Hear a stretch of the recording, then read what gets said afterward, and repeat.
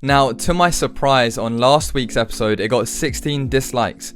Now, I think this was because I spent so much money on the midfield, and it left me no place to go for elsewhere on my team, and people were just very triggered by that I just spent all my money on the midfield, and honestly, I don't blame you people for being triggered by it. But today, I've got an updated and pretty much final team lineup for Game Week 1, and obviously, given that Man City, Man U, Burnley aren't playing in Game Week 1, if you look at the fixtures list, it's limited for some reason.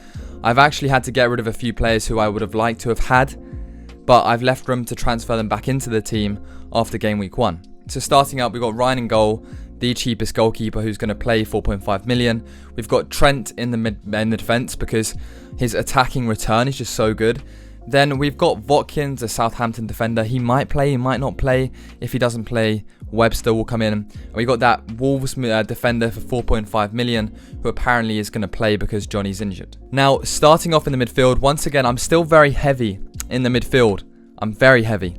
I've gone for Aubameyang as captain against the newly promoted Fulham.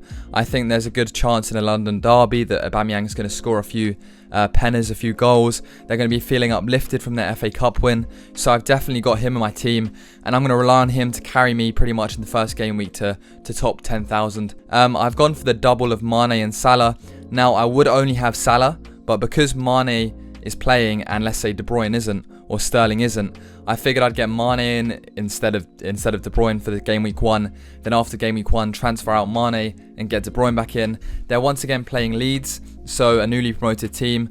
I'm not sure about the morale of Liverpool, but hopefully they do well. Then in midfield, I would have liked to have had Son, but it would have meant that I'd struggle to get Greenwood in next game week. So I've got Lucas Moura in for Game Week 1. Hopefully he plays.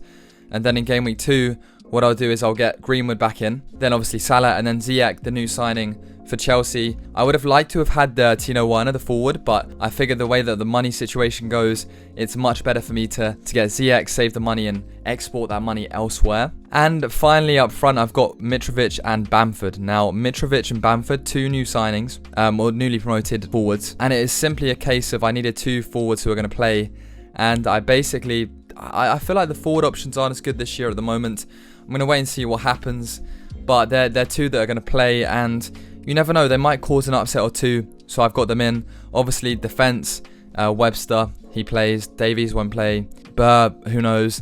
I'm going to have to play a wild card potentially quite early on, depending on how the team does, because my bench is just absolutely rotten. But yeah, there's my Game Week 1 team lineup, and if you do want to join my league challenge student vlogs, then here is the code to join my league. Go and join the league, challenge me.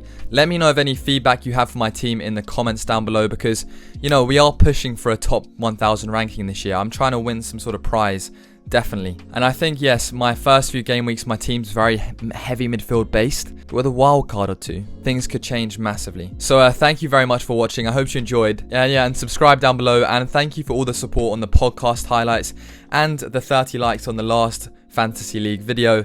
I mean, there was loads of dislikes, but it doesn't matter.